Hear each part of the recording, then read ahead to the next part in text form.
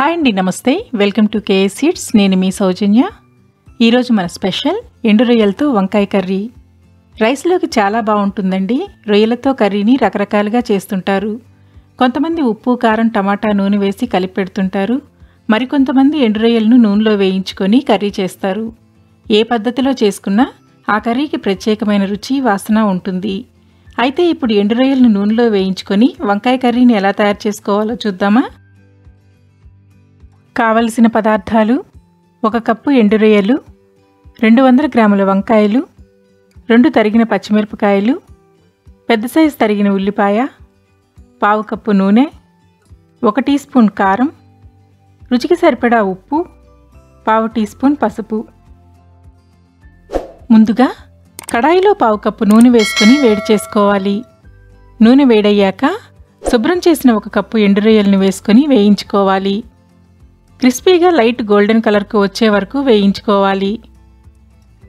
ఇక్కడ ఇంపార్టెంట్ ఏంటంటే ఎండు రొయ్యల్లో ఇసుక ఉంటుంది. ఇసుక బాగా క్లీన్ చేసుకోవాలి. ఇసుక కర్రీలో కలిసిందంటే కర్రీ అంతా పాడవుతుంది.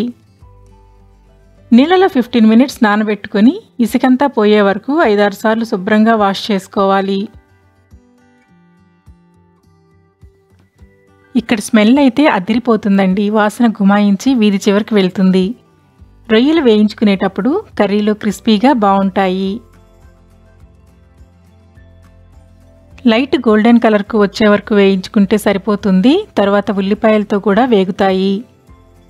రొయ్యలు లైట్ గోల్డెన్ కలర్కు వచ్చిన తరువాత ఇందులో 1 పెద్ద సైజు తరిగిన ఉల్లిపాయ వేసుకొని వేయించుకోవాలి. తాలింపు గింజలు, కరివేపాకు, వెల్లుల్లి, మసాలా లాంటివేమీ వేయకూడదు. ఏదైనా వేసుకుంటే ఎండు రొయ్యల ఫ్లేవర్ పోతుంది. అలాగే 2 తరిగిన పచ్చిమిరపకాయలు, 1/2 టీ స్పూన్ పసుపు, రుచికి సరిపడా ఉప్పు వేసుకొని ఉల్లిపాయలు గోల్డెన్ కలర్కు వచ్చే వరకు వేయించుకోవాలి.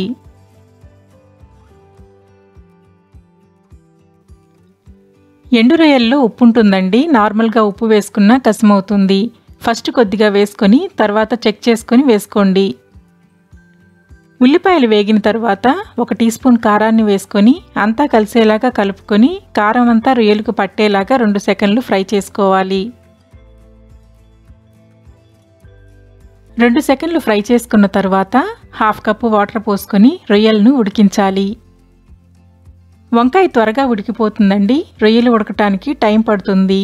కాబట్టి ముందు రొయ్యలు ఉడికించుకొని తర్వాత వంకాయలను వేసుకోవాలి. చూడండి, ఇక్కడ ఆయిల్ అంతా పైకి తేలింది. నీరంతా ఇంకిపోయి ఆయిల్ పైకి తేలే వరకు ఉడికించాలి. ఆయిల్ పైకి తేలిన తర్వాత ఉప్పు నీళ్ళల్లో ఉంచిన 200 గ్రాముల వంకాయలను వేసుకోవాలి.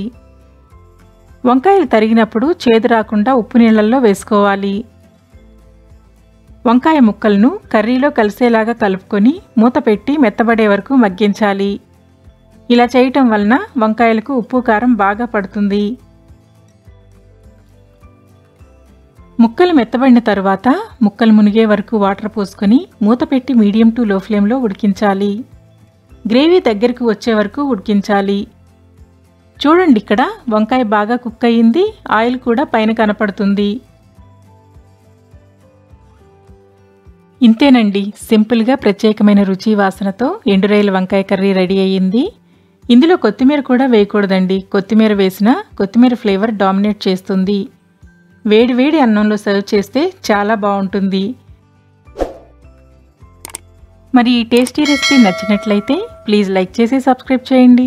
ట్రై చేసి కామెంట్ ద్వారా మీ అభిప్రాయాన్ని తెలియచేయండి. మరిన్ని వీడియోస్ కోసం కేఎస్ సీడ్స్ ఛానల్ని చూస్తూనే ఉండండి. Thank you for watching.